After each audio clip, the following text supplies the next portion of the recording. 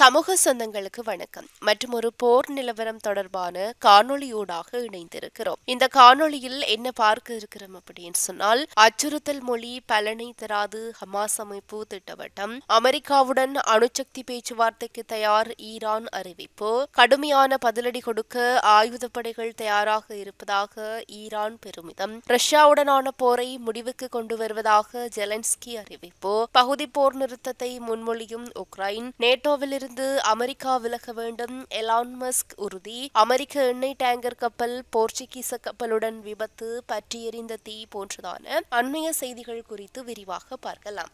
பாலஸ்தீன எதிர்ப்பு இயக்கமான ஹமாஸ் மீதான அழுத்தங்களை விமர்சித்து ஹமாஸ் அமைப்பு ஒரு அறிக்கையை வெளியிட்டிருக்கிறது. அதே நேரத்தில் அத்தகைய நடவடிக்கைகளின் பயனற்ற தன்மையையும் போரை நிறுத்துவதற்கான முடிவுக்கு கொண்டு வருவதற்கான முக்கிய நிபந்தனைகளை எதிர்ப்பாளர்கள் கடைபிடிக்க வேண்டும் என்றும் ஹமாஸ் அமைப்பு வலியுறுத்தி இருக்கிறது. யுத்த நிறுத்த ஒப்பந்தம், ஒப்புக்கொள்ளப்பட்ட விதிகளை செயல்படுத்துதல் மற்றும் இரண்டாம் கட்ட பேச்சுவார்த்தைகளை உடனடியாக தொடங்குவதற்கான தயார் நிலை ஆகியவற்றிற்கான எங்கள் முழு உறுதிப்பாட்டை நாங்கள் மீண்டும் வலியுறுத்துகிறோம். இதற்கு நேர்மாறாக இஸ்ரேலிய ஆட்சி ஒப்பந்தத்தை தொடர்ந்து மீறுகிறது மற்றும் இரண்டாம் கட்டத்திற்குள் நுழைய மறுக்கிறது. இது அதன் கடமைகளை தவிர்த்து நேரத்தை வீணடிக்கும் அதன் உண்மையான நோக்கத்தை வெளிப்படுத்துகிறது என்றும் ஹமாஸ் அமைப்பு தெரிவித்துள்ளது. பெஞ்சமின் நெதன்யாகு தனிப்பட்ட மற்றும் கட்சி ரீதியான காரணங்களுக்காக மட்டுமே ஒப்பந்தத்தை செயல்படுத்துவதை தடுக்கிறார் என்றும், பணைய கைதிகளின் விடுதலையும் அவர்களது குடும்பத்தினரின் உணர்வுகளுக்கும் அவர் எந்த முக்கியத்துவமும் அளிக்கவில்லை என்றும் ஹமாஸ் அமைப்பு சுட்டிக்காட்டியிருக்கிறது.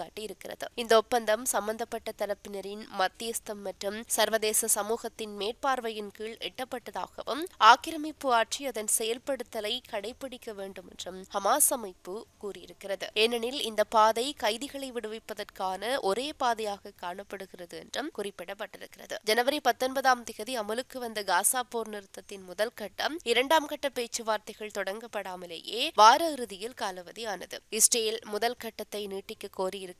மறுபுறம் அதற்காக ஹமாஸுக்கு அழுத்தம் கொடுக்க காசாவிற்குள் மின்சாரம் மற்றும் மனிதாபிமான உதவிகளை கூட நிறுத்தியிருக்கிறது. பாலஸ்தீன எதிர்ப்பு குழு இந்த அழைப்பை நிராகரித்திருப்பதோடு நிரந்தர போர் நிறுத்தம் மற்றும் காசாவில் இருந்து இஸ்ரேலிய படைகள் முழுமையாக திரும்பப் பெறுவதற்கான அழைப்புகளை முன்வைக்கும் இரண்டாம் கட்ட போர் நிறுத்தத்திற்கான பேச்சுவார்த்தைகளை நடத்த தயாராக இருப்பதாக உறுதியாக கூறியிருக்கிறது.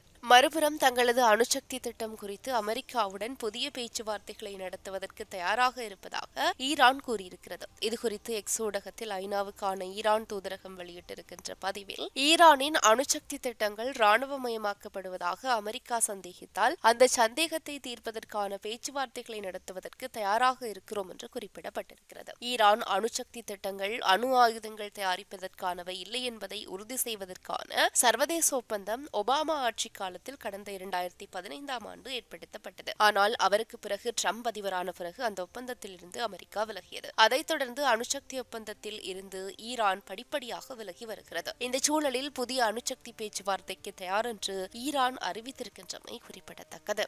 இதேவேளை ஈரானின் ராணுவ தரைப்படை தளபதி பிரிகேடியர் ஜெனரல் ஹியூமர்ஸ் ஹெய்டாரி நாட்டிற்கு எதிரான எந்த ஒரு சாத்தியமான ஆக்கிரமிப்பு நடவடிக்கைக்கும் தீர்க்கமான பதிலடி கொடுக்க தன்னுடைய படைகள் முழுமையாக தயாராக இருப்பதாக கூறியிருக்கிறார். செய்தியாளர்களிடம் பேசிய ஹெய்டாரி, ஈரானிய ஆயுதப்படைகள் இஸ்லாமிய புரட்சியின் தலைவர் அயதுல்லா அலி கமேனியின் வழிகாட்டுதல்களை இடைவிடாமல் பின்பற்றுவதாகவும் சுட்டிக்காட்டியிருக்கிறார். ஆயுதப்படைகள் வேகத்தில் இருப்பதாகவும் அவர்கள் முழு தயார் நிலையில் இருக்கிறார்கள் என்றும் அவர் சுட்டிக்காட்டியிருக்கிறார். ஆயுதப்படைகள் தேவையான அனைத்து தயாரிப்புகளையும் செய்துள்ளதாகவும், எந்த ஒரு அச்சுறுத்தல்களையும் எதிர்கொள்ள அனைத்து வளங்களையும் கொண்டுள்ளதாகவும், ஆக்கிரமிப்பாளர்களை கடுமையாக தோற்கடிப்பதாகவும் அவர் குறிப்பிட்டிருக்கிறார். கடந்த வாரத்தில் அமெரிக்க அதிபர் டொனால்டு ட்ரம்ப் ஈரான் மீது அழுத்தத்தை அதிகரித்தார். ஏனெனில் ஈரானை ராணுவ வழிமுறைகள் மூலமாகவோ அல்லது அதன் அணுசக்தி திட்டம் தொடர்பாக ஒரு ஒப்பந்தத்தை எட்டுவதன் மூலமோ சமாளிக்க முடியாது என்று அவர் குறிப்பிட்டிருக்கிறார்.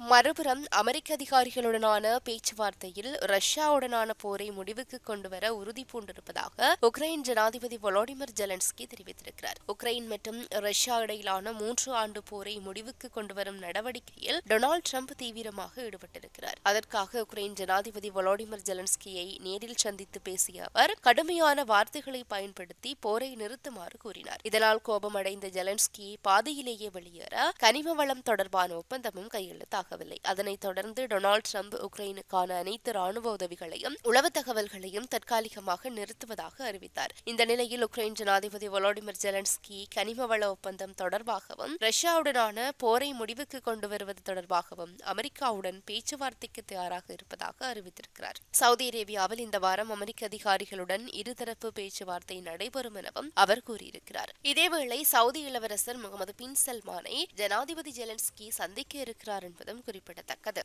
இதேவேளை சவுதி அரேபியாவில் பேச்சுவார்த்தைக்கான ஏற்பாடுகள் குறித்து பேசிய பைனான்சியல் டைம்ஸ் வட்டாரங்கள் ரஷ்யா மீதான நீண்ட தூர தாக்குதல்கள் மற்றும் கருங்கடலில் ராணுவ நடவடிக்கைகள் உள்ளிட்ட ஒரு பகுதி போர் நிறுத்தத்தை முன்மொழிய உக்ரைன் விரும்புவதாக கூறுகின்றன. இந்த வழியில் பேச்சுவார்த்தைகளில் ஏற்படும் முன்னேற்றம் உளவுத்துறை பகிர்வு மற்றும் ஆயுத விநியோகங்களை இடைநிறுத்துவதற்கான முடிவை அமெரிக்காவை மாற்ற தூண்டும் என்று உக்ரைன் நம்புகிறது. குறுகிய காலத்தில் அமெரிக்காவுடன் உறவுகளை கட்டியெழுப்புவதற்கு உக்ரைன் முன்னுரிமை அளிக்கும் என்று உக்ரைன் அதிகாரி ஒருவர் தெரிவித்தார். இதற்கிடையில் போர் நிறுத்த பேச்சுவார்த்தைகளில் ஏற்பட்டுள்ள முன்னேற்றத்தை ராணுவ மற்றும் உளவுத்துறை உதவிகளை மீண்டும் தொடங்குவதற்கான ஒரு பிரதிபலனாக உக்ரைன் கருதுவதாக 2 ஐரோப்பிய அதிகாரிகள் தெரிவித்திருக்கிறார்கள். ரஷ்யா உக்ரைன் போரை முடிவுக்கு கொண்டு வருவதற்கான ஜனாதிபதியின் இலக்கை முன்னெடுப்பதற்கான பேச்சுவார்த்தைகளுக்காக வெளியுறவுத்துறை செயலாளர் மார்க்கோ ரூபியோ திங்கட்கிழமை முதல் புதன்கிழமை வரை சவுதி நகரமான ஜெட்டாவில் இருப்பார் என்றும் அமெரிக்க வெளியுறவுத்துறை செய்தி தொடர்பாளர் தெரிவித்திருக்கிறார்.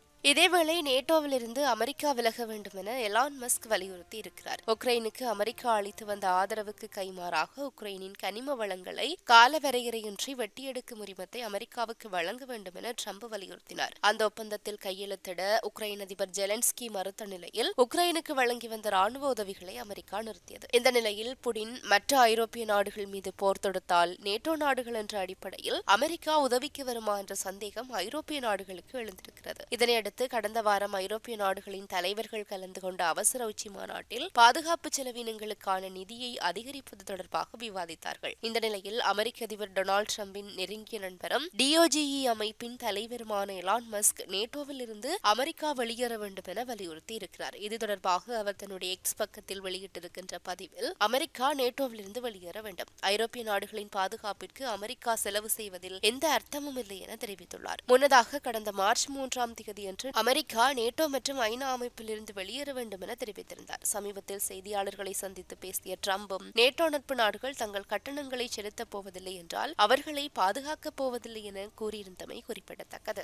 இறுதியாக அமெரிக்காவில் பதிவு செய்யப்பட்ட எண்ணெய் டேங்கர் கப்பலான ஸ்டெனா இமாக்லேட் மற்றும் போர்த்துகீசிய கொடியுடன் கூடிய கொள்கலன் கப்பலான லோசாங் ஆகியவை மோதியதாக கடலோர காவல்படை தெரிவித்திருக்கிறது. பிரிட்டனில் உள்ள கிரிம்ஸ்பி பகுதிக்கு அருகே லிங்கன்ஷயர் கடற்கரையில் வடக்கு கடலில் மோதியதில் எண்ணெய் டேங்கர் கப்பல் மற்றும் சரக்கு கப்பல் ஆகிய இரண்டும் தீப்பிடித்து எரிந்ததாகவும் தெரிவிக்கப்பட்டிருக்கிறது. இரு கப்பல்களில் இருந்த 36 பேர் பாதுகாப்பாக இருப்பதாகவும் ஒருவர் மருத்துவமனையில் அனுமதிக்கப்பட்டுள்ளதாகவும் பிரிட்டன் போக்குவரத்து செயலாளர் கூறியிருக்கிறார். இப்போது அனைவரும் கரைக்கு வந்துவிட்டார்கள், ஆனால் இதனால் ஏற்பட இருக்கின்ற சுற்றுச்சூழல் பாதிப்பு குறித்த கவலைகள் காணப்படுவதாகவும் தெரிவிக்கப்படுகிறது. இந்த ஜெட் எரிபொருள் அமெரிக்க அரசாங்கத்திற்கு சொந்தமானது. அமெரிக்க அரசு பணிகளுக்காக ஒதுக்கப்பட்ட 10 எண்ணெய் கப்பல்களில் ஸ்டெனா இமாக்லேட் கப்பலும் ஒன்றாகும். மோதல் சமயங்களில் அமெரிக்க ராணுவத்திற்கு எரிபொருள் கொண்டு செல்லவும் தேசிய அவசர காலங்களில் எரிபொருள் கொண்டு செல்லவும் இந்த கப்பல்கள் பயன்படுத்தப்படுகின்றன. டேங்கரில் இருந்து அடர்த்தியான புகை வெளியேறியதாகவும் பெரிய அளவில் தீப்பற்றி எரிந்து கொண்டிருப்பதாகவும் இந்த விபத்து குறித்த வீடியோக்கள் காட்டுகின்றன. இத்துடன் இந்த காணொளி நிறைவு பெறுகிறது. இந்த காணொளி பற்றி உங்களுடைய கருத்துக்களை கீழே இருக்கிற கமெண்ட்ஸ் பக்கத்தில் பதிவிட்டு சொல்லுங்க. மற்றும் ஒரு காணொளி வாயிலாக சந்திக்கலாம். தொடர்ந்தும் சமூகத்தோடு இணைந்திருங்கள்.